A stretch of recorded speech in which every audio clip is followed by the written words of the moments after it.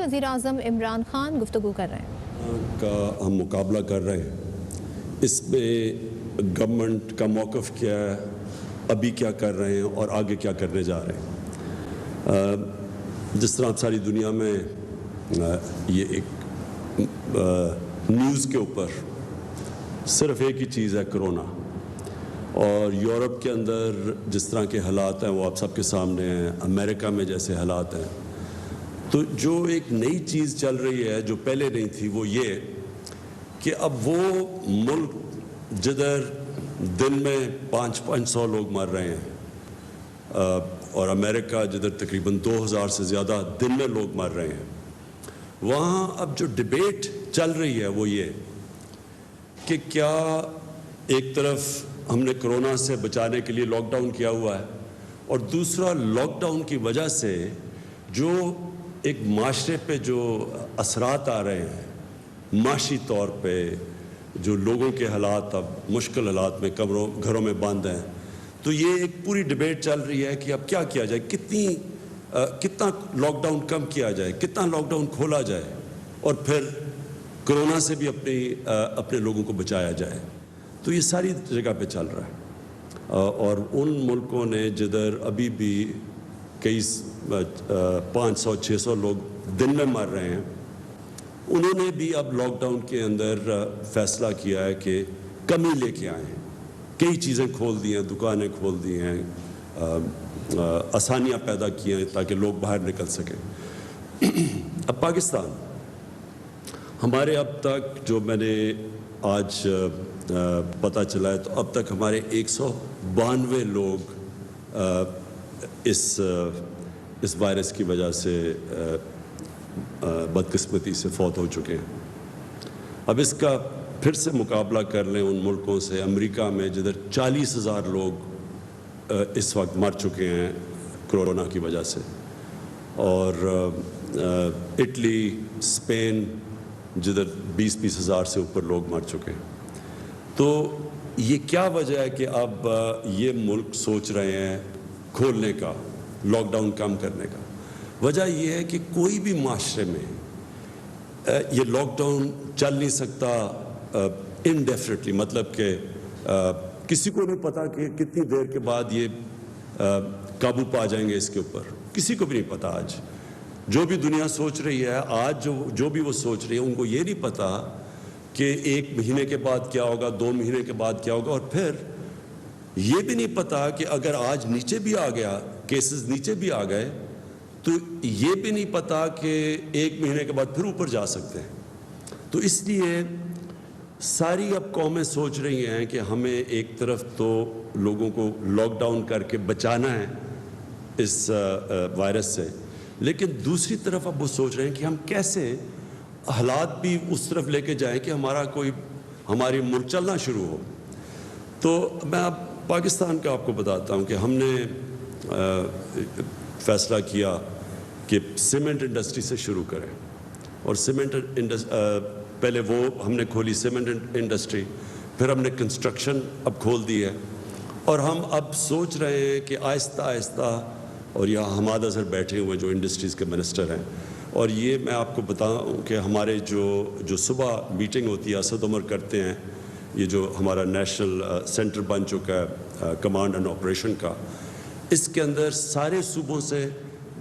Discuss کر کے تو اب ہم اس کو آگے بڑھا رہے ہیں کہ ہم کیسے اپنے ملک کو آگے چلا سکتے ہیں۔ میں پھر سے آپ سب کو بتا دوں کہ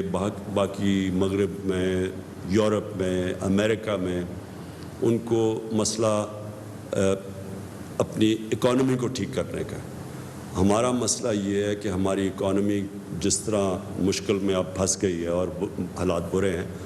ہمیں اپنے لوگوں کو غربت سے بچانا ہے، اور غربت اور بھوک سے، تو ہمارا چیلنج ان سے زیادہ بڑا ہے، اور اس لیے ہم اپنے ملک کو سامنے رکھتے ہوئے یہ مسلسل آپس میں ڈیبیٹ کر رہے ہیں کہ ہم کیسے اپنے لوگوں کے لیے آسانیاں پیدا کر سکتے ہیں۔ تو اس کے بعد ہمارے اسد عمر بھی آپ سے بات کریں گے جو کہ نیشنل کمانڈ میں سارے صوبوں سے کوآرڈینیشن کر کے چل رہے ہیں۔ حماد آپ کو انڈسٹری کا بتائیں گے، جو ہمارے پاکستانی باہر پھنسے ہوئے ہیں، اور یہ ہم سب کو بڑا تکلیف ہے کہ ہم ان کو جلدی ملک میں نہیں لا سکتے، اس کے لیے معید آپ کو بات کریں گے۔ ڈاکٹر فیصل آپ سے، جو کہ اس وقت کرونا کہ کس طرح پاکستان میں جا رہی ہے، اس کا جو پھیلاؤ ہے وہ کیسے جا رہا ہے، اور ڈاکٹر فیصل کہ یہ بھی کہ اگلے مہینے تک یہ کیا سمجھتے ہیں کہ پاکستان میں حالات ہوں گے، اور ڈاکٹر ثانیہ نشتر سے ہم جو چاہتے ہیں کہ ہم نے جو کوشش کر رہے ہیں کہ اپنے احساس پروگرام کے ذریعے لوگوں کو زیادہ سے زیادہ لوگوں تک پہنچے جو متاثر ہوئے ہیں اس لاک ڈاؤن کی وجہ سے، تو اس میں جو ہم ڈونرز ہیں، ہمارے بڑے لوگ خیرات کرنا چاہتے ہیں لیکن ان کو یہ نہیں سمجھ کہ ہم کدھر مدد کر سکتے ہیں، تو ہم ایک پورا پورٹل اپنا احساس راشن پورٹل جو ہم اب لانچ کیا ہے، احساس راشن پورٹل، اس کا مقصد یہ ہے کہ جو لوگ دینا چاہتے ہیں غریبوں کے لیے، جو خیرات دینا چاہتے ہیں، جو کمپنیز، جو ملٹی نیشنلز جو بھی مدد کرنا چاہتی ہیں، ایک طرف وہ دینا چاہتی ہیں اور دوسری طرف ہم جو مستحق لوگ ہیں ان کا پورا ڈیٹا اکٹھا کر رہے ہیں، اور اس کے اندر جو بڑا اس کو متنازع کیا جا رہا ہے، جو ٹائیگر فورس ہے ہماری، اس ٹائیگر فورس یہ ایک رضاکار فورس ہے، ان کو کسی کو پیسے نہیں ملیں گے۔ ایک تو مجھے اپنی اپوزیشن پہ کئی دفعہ حیرت ہوتی ہے، وہ ہر جگہ سمجھتے ہیں کہ کوئی پیسہ انوالوڈ ہے، یہ رضاکار فورس ہے، یہ پیسے نہیں، یہ ملک میں جذبہ رکھ کے آئے ہیں یہ لوگ، یہ ہماری مدد کریں گے، یہ جن پر ہم نہیں پہنچ سکتے یہ وہاں جا کے لوکیٹ کریں گے کون سے لوگ ہیں جو مستحق ہیں، اور ان کو بھی پورٹل پہ ڈالیں گے۔ ان کو کام ہوگا، پیسے ان کو نہیں دیں گے، یہ ان کو پورٹل پہ ڈالیں گے، یہ جو ہمارا بن رہا ہے، جو کوآرڈینیٹ کرے گا، جو کنیکٹ کرے گا،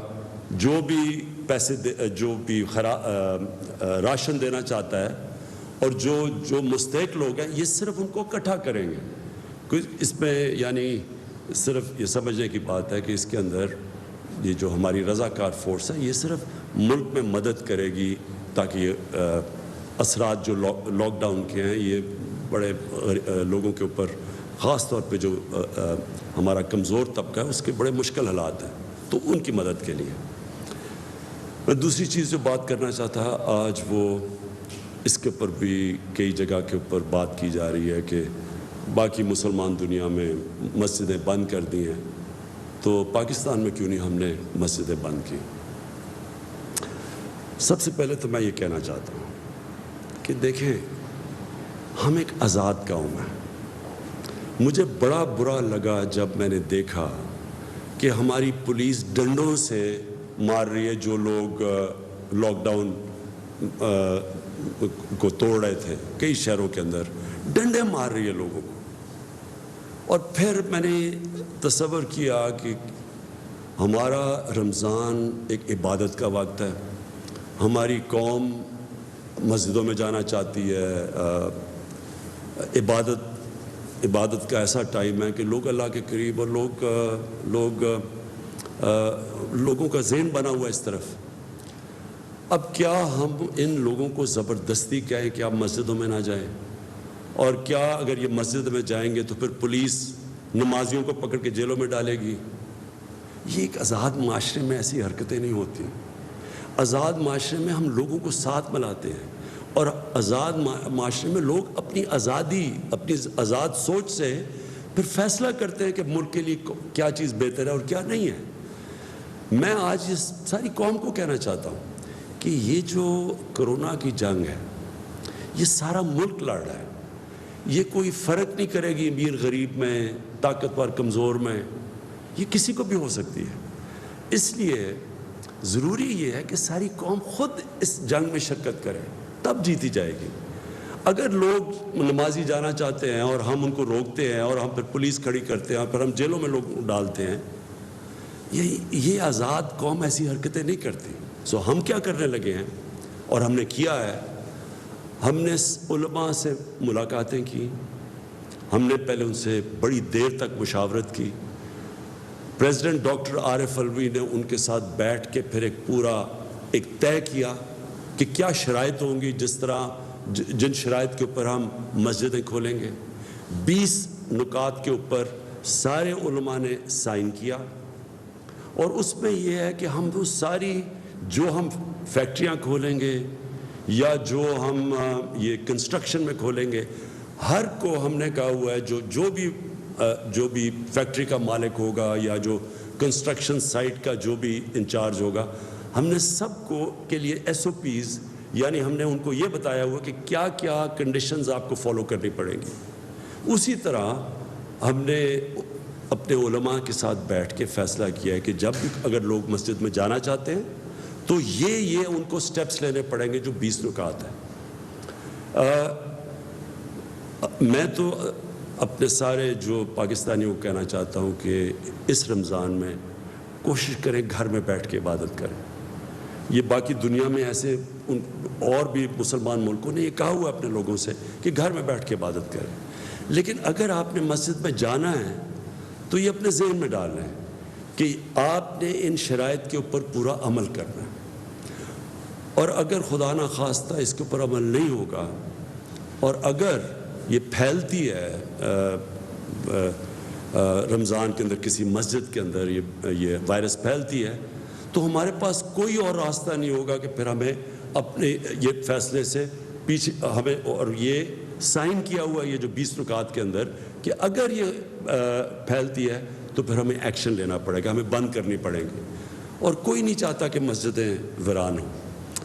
تو اس لیے میری امید یہ ہے کہ جتنے بھی ہمارے جو بھی مسجدوں میں جائیں گے پوری طرح ان کنڈیشنز کے اوپر پوری طرح عمل کریں گے۔ اب میں چاہوں گا کہ آپ پلیز اپڈیٹ کریں کہ جو ہم نے